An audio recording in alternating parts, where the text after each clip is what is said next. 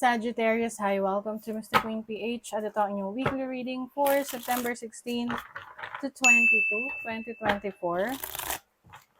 If you are interested in private readings, meron tayong link sa description at sa pinned comment.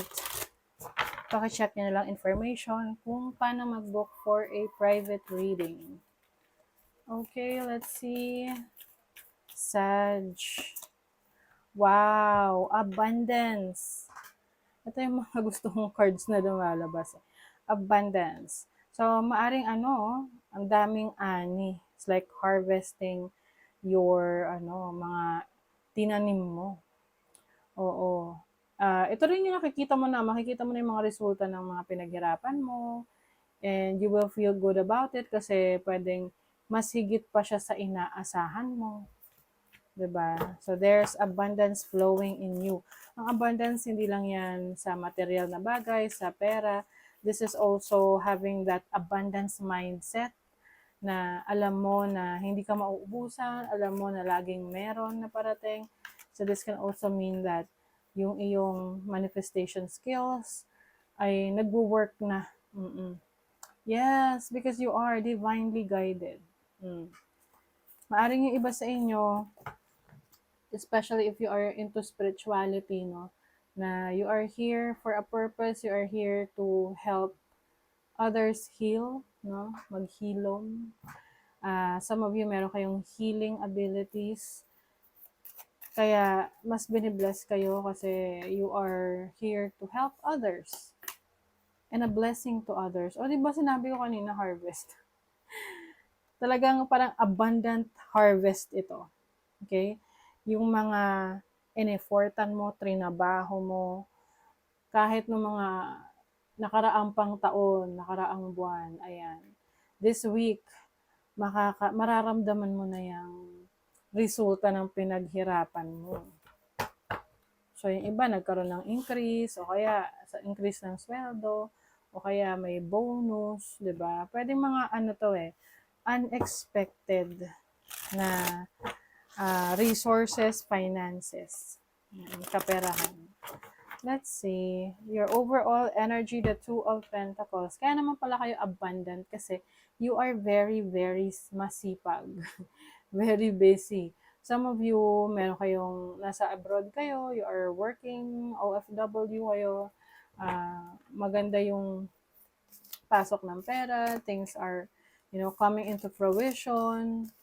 And yung iba, hindi lang, kumbaga wais rin kasi yung iba sa inyo rito pagdating sa pera, na hindi lang kayo nakaasa sa inyong sweldo, yung kinikita nyo sa trabaho nyo, but also, nag-i-invest din kayo. Yung iba sa inyo may investment kayo sa real estate, or sa bank, yung mga trust fund, ganyan, or any investments na passive yung income. Your challenge, the Ten of Pentacles. So, pagdating sa finances, pwede magkaroon ng challenge, especially kung merong mga taong nangingialam sa income mo, especially sa family. Oo. Kasi, minsan, di ba sa family talaga, meron dyan na nakakaangat, and then, kapag nakita nila nakakaangat ka, parang obligasyon mo sila na i-share mo lagi sa kanila yung blessings mo. I mean, there's nothing wrong with sharing your blessings because mas mabibless ka if you're sharing your blessings. Kaya lang, meron kasi mga tao na medyo, nagtitake advantage na inaasa na lang dun sa taong nakakaangat sa kanila na hindi na sila nag-e-effort. So, I think this is something na kailangan mo ring i-reassess sa sarili mo kung talaga bang natutulungan mo sila dahil nagbibigay ka lang ng nagbibigay, o hindi mo sila natutulungan kasi parang nagkakaroon doon ng codependency mindset na hindi mo tinutulungan para kumita on their own.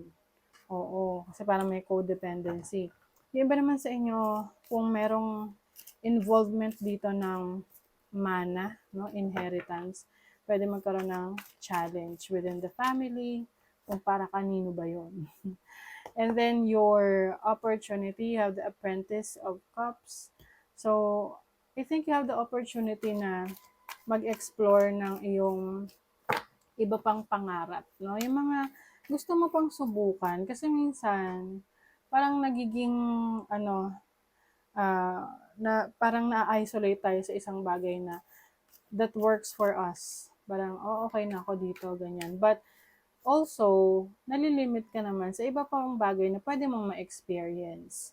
So that you have the opportunity na to find that in your heart na ano pa ba yung mga desires ko? Ano pa ba yung gusto ko? Your blessing is the Hierophant. So some of you, maaring merong promotion sa trabaho, merong leadership role, or meron kayong mentor or teacher na nag-guide sa inyo na masasabi mong blessing siya kasi siya yung naging dahilan para or tumulong siya para mapa-unlad mo yung iyong kaalaman. Let's see what else. Money, career, finances, Ace of Cups. There's an opportunity, a new beginning for a business, career, a job na kung saan magiging masaya ka sa ginagawa mo. Yes, Champion of Pentacles. I think magsistay ka dito for a while, no? Medyo matatagalan ka rito magstay kasi masaya ka sa ginagawa mo and at the same time, maganda yung compensation. Okay, kumbaga, nakukuha mo yung sa tingin mo na dinideserve mo sa trabaho na binibigay mo. With the Chariot, there is definitely success in you. Some of you, meron kayong mabibiling sasakyan. Ito yung napag-ipunan ninyo.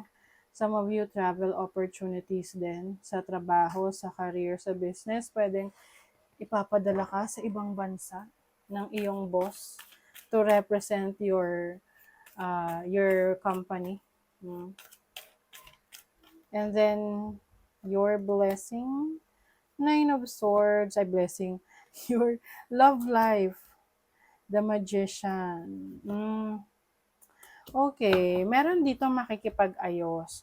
Oo, pwedeng nagkaroon kayo ng problema ng iyong partner or ng person mo na mag-reach out siya sa'yo. The Temperance is also about healing. Yung parang pag-uusapan, meeting halfway, kumbaga. Oo, yung, anong tawag doon? Give and take, ganyan. So, with the Magician, this is communication, this is working things out, parang you are fixing things. Kasi maaring meron kayong mga napag-aawayan lately na nauuwi sa bangayan or nauuwi sa pagsasabi ng mga masasamang salita. Okay? Which is, hindi nakakabuti sa relationship, hindi nakakatulong. So, ngayon, I feel like, isa sa inyo, magsa-step up, will be the bigger person para ayusin. Some of you, meron kayong gagawin this week na you will do it solo. Mag-isa ka lang, gagawin mo. Maaring, yung iba, pwedeng pagbabike, no?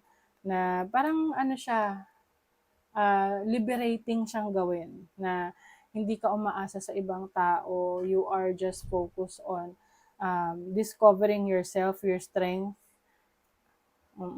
And then, you have to be careful rin sa mga nakikita mo online. Like mga offers sa'yo kasi pwedeng sa una lang siya mukhang maganda, mukhang okay. Lalo na yung mga can be businesses or yung mga sinasabi nilang business opportunities, be careful. Yes, you need to go within, you have to observe, you have to examine. Kailangan mo talagang i-check ng maigi if legit ba yon. Oo. Kasi minsan pakikitaan ka lang niya na, okay, ito yung ito yung mangyayari sa'yo, ito yung kikitain mo kapag pumasok ka sa ganitong business. Pero ano lang pala siya, parang pinapain lang nila yon, but hindi talaga yon. Yun yung posibilidad, okay? So, yeah, your potential is endless, Sagittarius. Marami ka pang kayang gawin. Marami ka pang pwedeng ma-accomplish. So if you focus on developing yourself, developing your skills, then definitely meron kang certain achievement na parang pupunta ka sa trono na yan. It's like recognition. You will be recognized sa iyong potential. Okay, so that is your reading, Sagittarius. Thank you so much. Bye.